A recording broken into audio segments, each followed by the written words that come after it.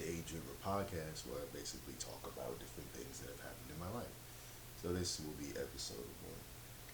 Now, one thing I want to talk about is an anime called Black Lagoon. Now, Black Lagoon, I remember seeing a lot when I was a kid. I remember people talking about it. And if I remember correctly, I believe it was on Adult Swim, but I cannot remember if it was or not. But I'm pretty sure it was. And the reason why I say it was is because I didn't even know that Neon Genesis Evangelion was on Adult Swim, but it was for like a week. And there was like pretty much every anime, even Death Note. I didn't even know Death Note was on Adult Swim. I never seen Death Note on Adult Swim, but apparently it was because I seen like promos of it on YouTube, which is crazy because I used to religiously watch Adult Swim as a kid and Toonami. I don't ever remember seeing Death Note on there. It is what it is. Because I've literally lived through all the different versions of Cartoon Network and Toonami, so it's like strange. I guess the couple of months I didn't watch it, it must have been on Toonami. But Black Lagoon was one big anime show I remember seeing as a kid somewhere, and because there was always like those older kids who would like tell you about anime shows and whatnot, but it's like you wouldn't watch it until later on. And Black Lagoon was kind of one of those, and I remember watching it probably like 5 or 6 months ago, and really enjoying it. The big thing about Black Lagoon is the most edgiest show you're gonna ever watch. Um, it literally says the F word like every 30 seconds, uncensored. The main character, well, the main group, I wouldn't even say main character, I would say main group is basically this chick named Revy who has issues, but she's always shooting people. You have this black dude, he's bald headed, I can't remember his name. You have this dude with long blonde hair, and then you have I guess he's technically our main character. He's basically like a Japanese dude, and basically they're supposed to be like pirates, basically, um, or bounty hunters, whatever you want to call them. And it's just them going on adventures. It's like it feels like you're watching like an action movie from the early 2000s, and that's what makes it so freaking fun to watch. But basically, it starts out with this like Japanese dude. He gets kidnapped. Nobody comes for him, and he decides to just kind of join, these people's crew, and starts with being a part of their crew. And at first, he's kind of acting kind of like a wuss or whatever. But then he like grows some balls, and he literally like puts Revy in check because she kind of treats him like he ain't nothing and treats him like he's weak. And then he puts her in check and talks mad shit back to her and stands up for himself. Because she was talking mess about him like the whole show. But he finally got it through his head where it's like, you're literally dealing with this woman all the time, bro. And she's bullying you all the time. And regardless of if she is skilled with guns and can kill you, it's better for you to stick up for yourself and die for what you believe in versus just letting her clown you all the time. And I think that's kind of just how he felt. Um, Again, I think his nickname was Rock. Because again, it's been a while since I've watched this, and a lot of my videos, I don't do a whole bunch of research. Because I want them to be real, you know. But his nickname, I believe, was Rock. I can't remember his real name. But the cast of characters is really fun. I'm trying to remember some episodes. Okay, so there was two. It was like 2 to 3 episodes where it's about these two twins, and basically these two twins are like some of the strongest killers in the show, and one of them is a boy and one of them is a girl, and they usually switch places a lot. So it's like sometimes the girl will dress like the boy, sometimes the boy will dress like a girl.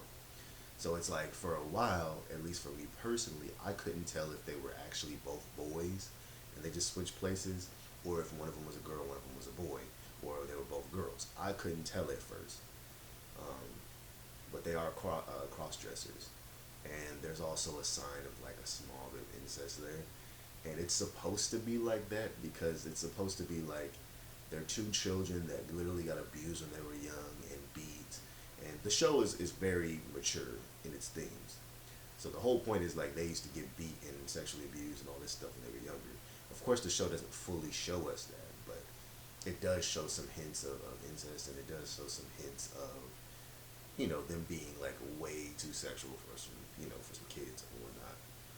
Um, but I think it's really trying to show you real world problems and how, because they're kind of like, it's like the setting they're in is kind of like a third world country kind of thing. In action movies, they go to like some kind of third world country and do stuff. That's basically what the show is like. Um, like I said, the show is highly inspired by like 80s action movies, early 2000 action movies.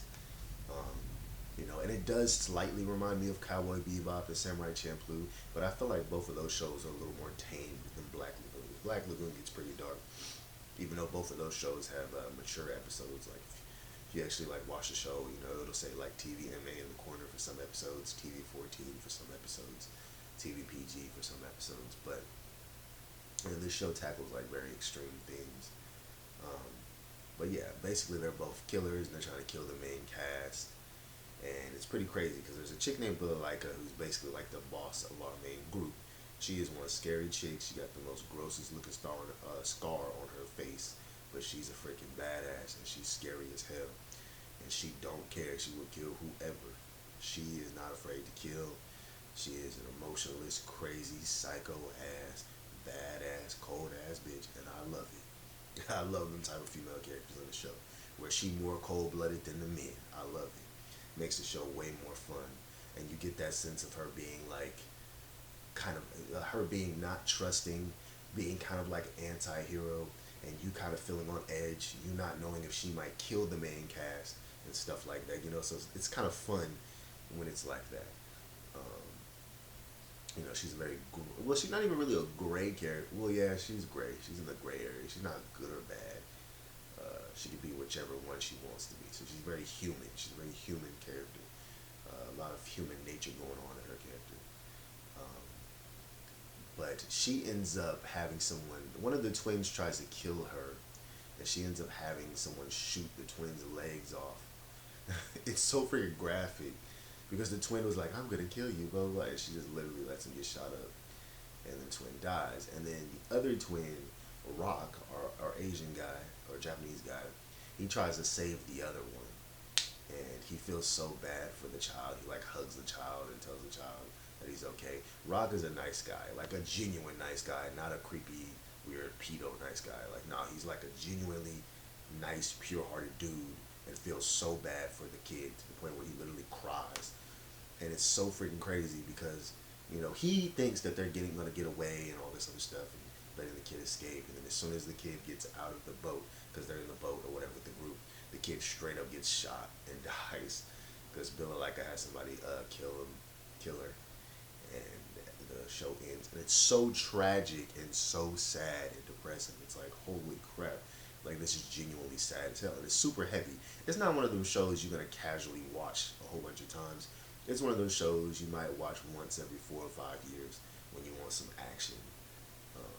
Because shows that are like too heavy, you're not going to sit there and watch it all the time. A good couple of shows or movies you can watch all the time is like Rush Hour or like, Men in Black, stuff like that, or Bad Boys. Stuff like that you will watch constantly because it's very lighthearted, but it does action in there. But stuff that heavy, you're not going to constantly watch it. Even though it is a good show, it's one of those shows where, like, yeah, I might watch it, and then 5 years from now, I might remember it and watch it again. But it's not something you're going to have a yearly watch or watch every couple of days, like something like Rush Hour.